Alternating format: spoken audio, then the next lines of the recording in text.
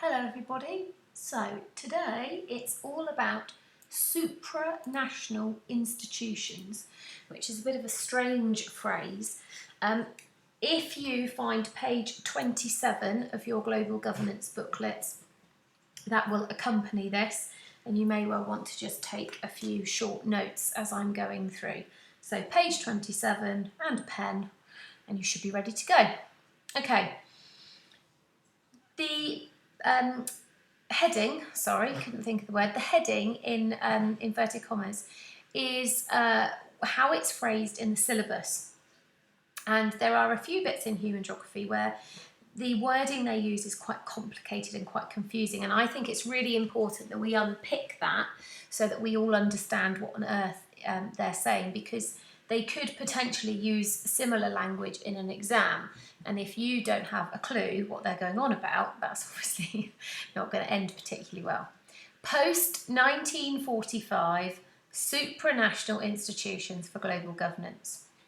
My advice, if you're ever faced with a sentence like that, is that you unpick it, divide it into different parts, and then you can kind of deal with each part.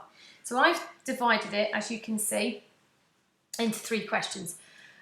Why after 1945, post 1945? What can we think of that happened in 1945 that might be a little bit of a turning point in human history? Hopefully you've got something in your mind. What on earth does supranational mean? National is about a country. What on earth could supra mean? Maybe have a guess? Global governance. If you govern something, you're in charge of it, you control it. Why do we need to govern the planet? Why can't we leave it to individual countries? Okay, so we're going to break it down. 1945 was the end of a rather awful thing called World War II. And I have just very, very briefly listed some of the many, many awful effects of World War II. 1945 is seen as a little bit of a turning point in human history, because as a planet we sort of went, let's not do that again, that was awful. The economic impacts, the deaths, the bombing that led to the destruction of many towns and cities, the legacy of post-traumatic stress, rationing, awful. It was a really good point to say, let's just try and avoid doing anything like that ever again. So that's why 1945 is a turning point. Supranational is bigger than one country. And guess what, ladies and gents? What is bigger than one country? A group of countries. And that is all it means. It's a rather complicated phrase, meaning that it's an organisation that is planned and controlled by a group of countries. Supra literally means on top of. You can have that word used in physical geography for various things, but supranational is like on top of a country. What's on top of one country? Well, a group of them. So that's what that means. And then, so we've tackled the first one, we've tackled the second one. Global governance. Well, we've learned about globalisation. We know that the countries of the world and the people of the world are much more connected than they ever have been before. And ladies and gents, that has given us global problems. And if we've got global problems, we need to think about them and tackle them globally. Global governance is a movement towards political cooperation. So we want the governments of the world to work together to try and find out ways to tackle the problems. Okay, and we learn a significant number of these global problems in geography. You probably learn about them in some of your other subjects as well. But we've got the issue of plastic waste, of refugees, of sea level rise, oil spills, piracy, deforestation. I could go on, but it was getting depressing, so I stopped. Okay, so let's go back to the beginning. We have got these groups of countries that are trying to run the planet, organise us all, that were set up after 1945. So do you see, by kind of breaking it down into its little parts, you're then able to hopefully have a much better understanding of what on earth it was going on about. So you've got some space for notes about those things on page 27 for you to jot down. Pause, rewind, do what you need to do, and then we'll move on. Okay, now you need 2 very small case studies of supranational organisations. Everybody has to do the UN, the United Nations, and you get a choice of one of the others, okay? Now, there's a little blurb about each of these on pages 27, I'm just checking the pages, to page 30 of your module. So I've got a little introduction to each of them.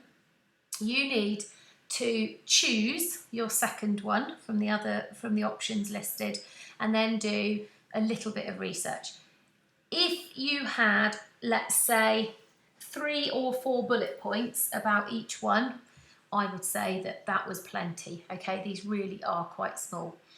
If you like revision cards, I'm talking about the equivalent of one side of a revision card. I'm going to give you a little overview of each one. So that's the logo of the United Nations. Notice how the map is centred on the North Pole to try to be fair to everybody. They haven't put any particular country in the centre of that map. They have deliberately put the North Pole in the middle, which is very fair because that's what they try to be. And then you've got the reef, which is to represent peace. And basically that's what they're all about. I think of them, and this is not a textbook thing that you're supposed to learn, I think of them as the referees of the planet. They're the ones who try to keep the order between who's getting on. They try to stop big arguments breaking out. If one country's picking on another, they try to intervene. They're not perfect, but that's what I think of them as, the referees of the planet. You've got a little blurb on page 27, and if you could just do a little bit of research and find out about them, that would be fab. Right, now we're into the optional ones. So option number 1 is UNESCO, which is essentially the scientific research clever bit of the UN. They are the ones that tend to do the research for the United Nations Sorry, I'm just going to shut the door. This is the trouble of having a family. Sorry, everybody.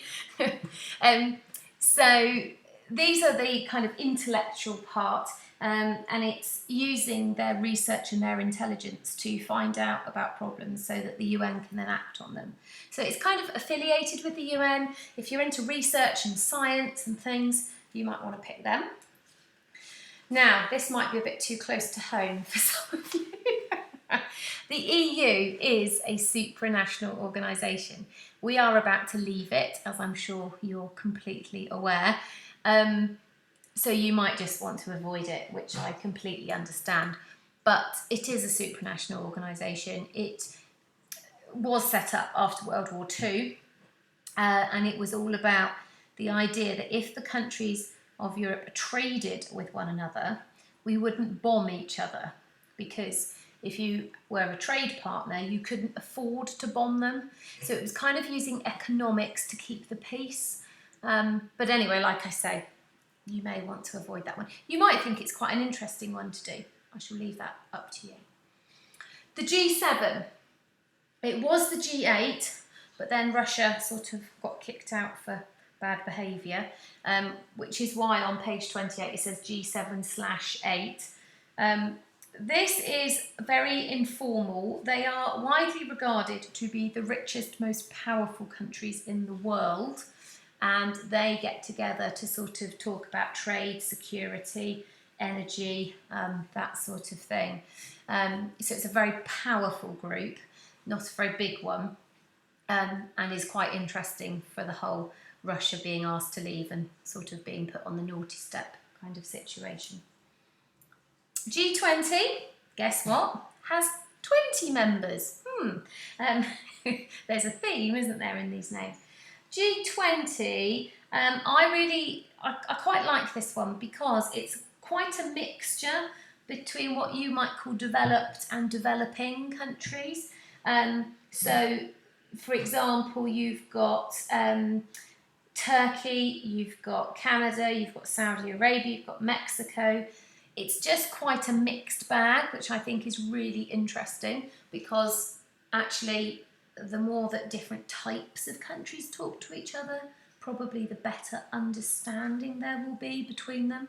There's also a really good graphic on page 29 of how G7, G8 and G20 work, because G7 countries are also members of G20, so there's a bit of overlap between them. But remember, you're doing the United Nations and one of the others. You're just choosing which one you think, oh, that sounds interesting. G77 is actually now 134 countries of the world, but when they were founded, they had 77 members, and let's be honest, it makes quite a cool logo. So they've stuck with G77, back to their roots kind of thing.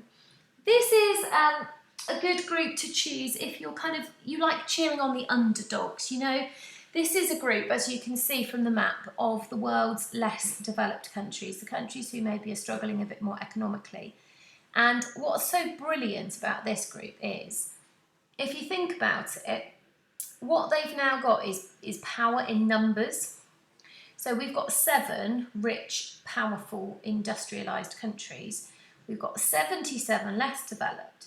That actually kind of evens the odds a little bit, makes it a little bit fairer, because if you were trying to, I don't know, win an argument, let's say, if a less developed country and a more developed country fell out about something, the less developed country is going to have a lot more power and sway if they've got the rest of this group behind them.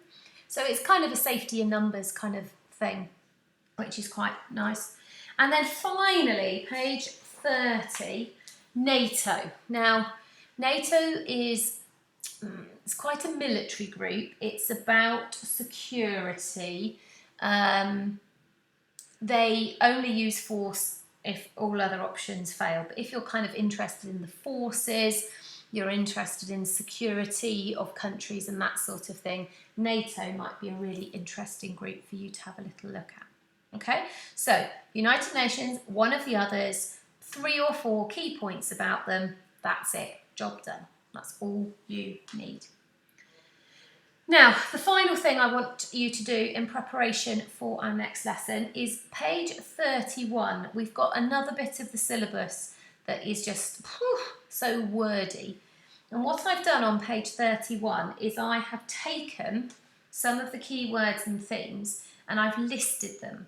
And what I'd like you to do, possibly in pencil, because you might not feel very confident with it, which is fine, but could you just write what you think those words and phrases are? So it says, what do you think sustainable means? Define resource. Try not to Google it if you can. I'd really much prefer that you just sort of answered it based on what knowledge you have in your head, because we're going to go through page 31 in the lesson, so you don't need the answers, but I would just like you to have a little think about it before we get to that stage. Okay, and that's it for today, ladies and gents. Thank you very much.